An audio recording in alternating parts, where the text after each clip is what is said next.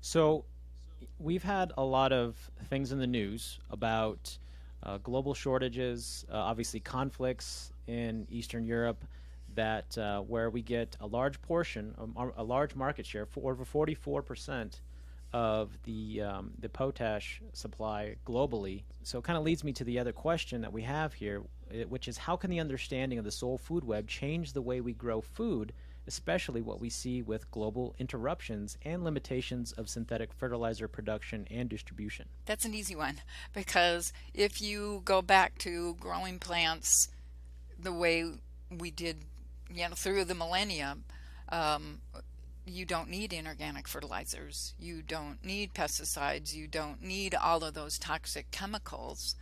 So no longer do you need potash when you really understand the nutrient cycling of potassium or phosphate, whichever portion of that molecule that you need. You realize that you've got centuries, millennia, you know, a huge amount of nutrient present in any soil. It's just that it's inside the silica bilayers of the sand, the silt, the clay, the rocks, the pebbles, the parent material, the boulder. All of those things have massive amounts of nutrients in them. Hmm. And the bacteria and the fungi make the enzymes to pull those nutrients out of the rocks. So, from all of your rock surfaces, we're only going to be taking a very small amount from any one place, but summarized over all of those surfaces, it's more than enough nutrient to grow your plant. Sure. So it's that, the plant tells the bacteria and fungi using exudates what Hmm. nutrients it requires and what enzymes the bacteria and the fungi have to make in order to pull those nutrients into the bacterial and fungal biomass. Hmm. Bacteria and fungi then have to be eaten by the protozoa, nematodes, microarthropods, earthworms, incatriids. Any one of the above work just fine.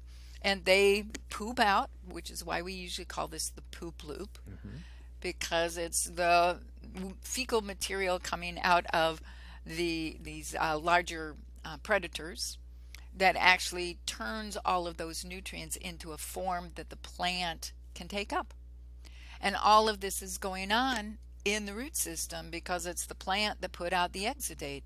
Bacteria and fungi in the root system that now make the enzymes and pull those nutrients. It's the protozoa and the nematodes that are attracted to that root system that result in the release of a soluble. It means it is in solution. So your plant can just take up the water and Right. get all the nutrients that it needs. So it's a very elegant system when you Right. start to understand it. So it's kind of like you need the factory, which is your root zone. You need the workers, which is all your organisms that are actually producing things within the factory, put all of these nutrients together to grow the end product of the plant, which is the food we see above ground. And if there's any excess, like Hmm. the bacteria and fungi got eaten by their predators, release the nutrients, the plant takes up what it needs, but there's excess soluble whatever nutrient you're working with. Hmm. Excess is outside the root system. What happens is that wash out of the system and end up in the Mississippi River or whatever? And the answer is no, because the bacteria and fungi are still there and Right. they take up those nutrients and store them in their bodies. So there is no loss of soluble nutrients, and we stop destroying water quality Right. when we understand the system that nature put together and we start promoting what nature has been doing for the last billion years. The perfect system. hmm We don't end up with toxic anything moving through the system and causing problems with the water that you're trying to drink. Right. Be sure to like this video and subscribe so you don't miss any new soil food web or homesteading content.